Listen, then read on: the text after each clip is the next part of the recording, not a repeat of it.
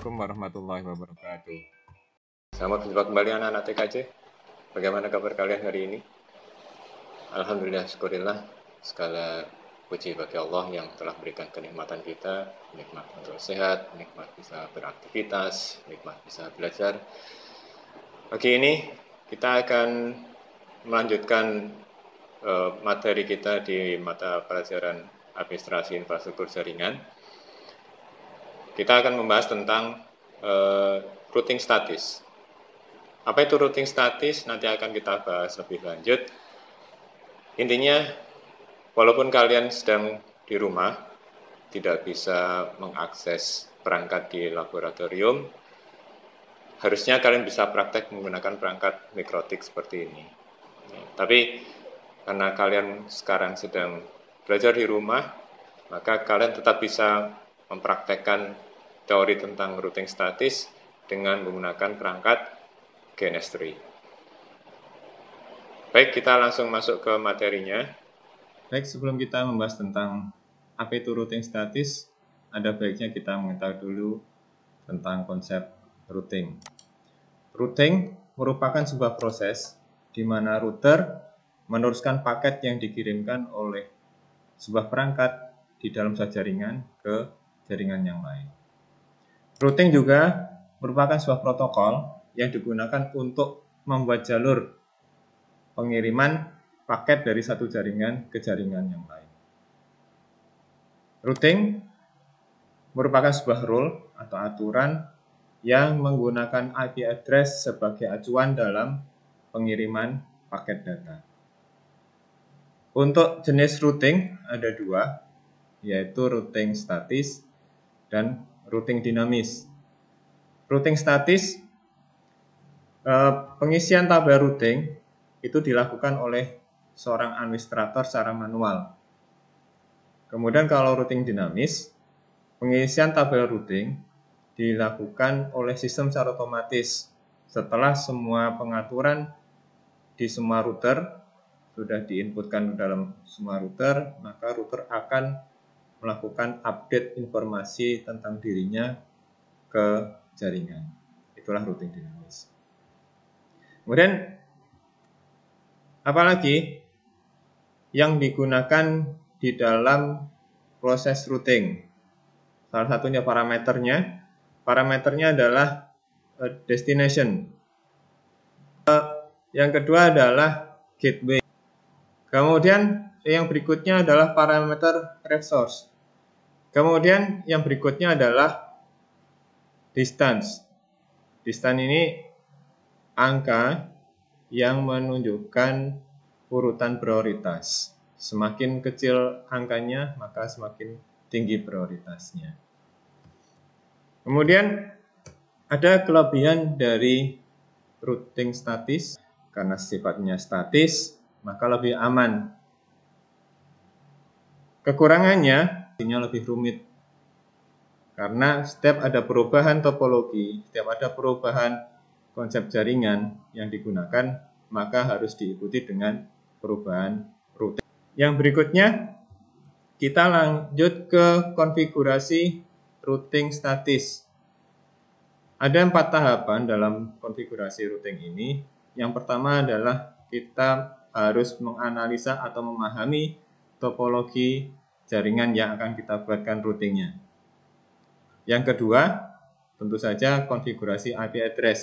Yang ketiga, konfigurasi routing. Dan yang terakhir adalah uji koneksi. Baik, kita lanjut saja ke topologi.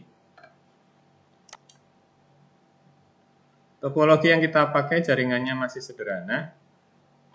Ya, hanya menggunakan 2 router dan 2 klien.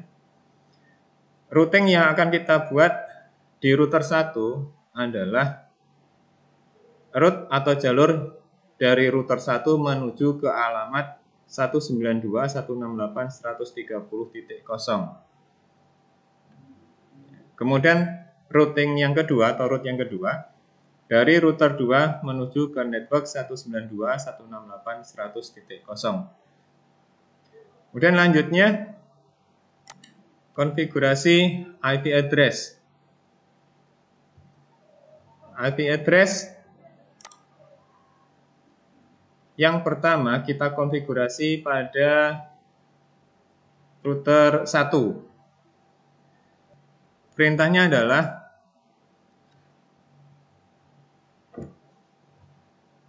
IP address, add address, masukkan alamatnya yaitu 192.168.110.1/24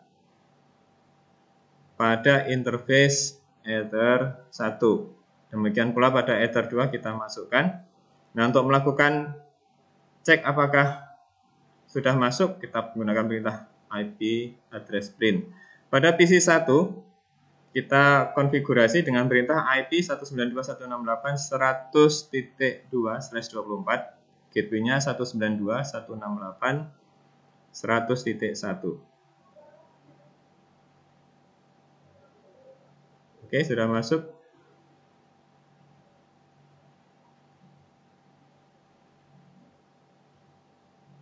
Kemudian pada router 2, seperti pada router 1, kita inputkan konfigurasi IP address.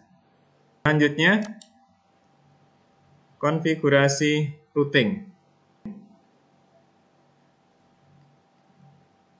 Dengan melihat topologi yang sudah kita bahas tadi di awal, ada 2 router dan 2 klien di sini. Ya. Root yang pertama, kita config pada router 1, perintahnya adalah IP root add gateway, gateway-nya adalah 192.168.110.2.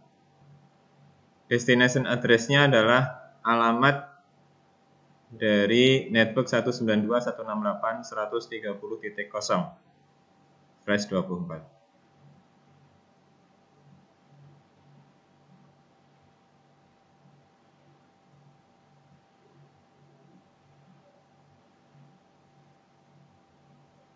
Kemudian pada router 2, perintahnya sama seperti router 1, kita bisa melakukan cek menggunakan perintah IP root print untuk melihat apakah routing yang kita buat sudah berhasil masuk ke dalam tabel routing.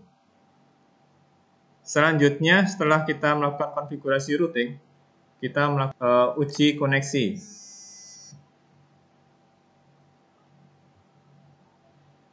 Melakukan uji koneksi.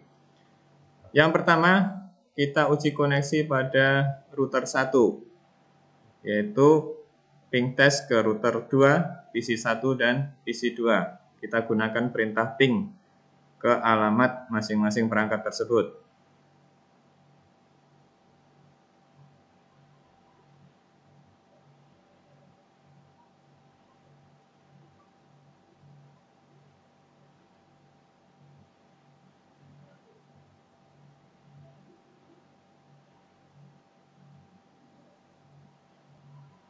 Dan yang terakhir, kita coba ping test pada PC 2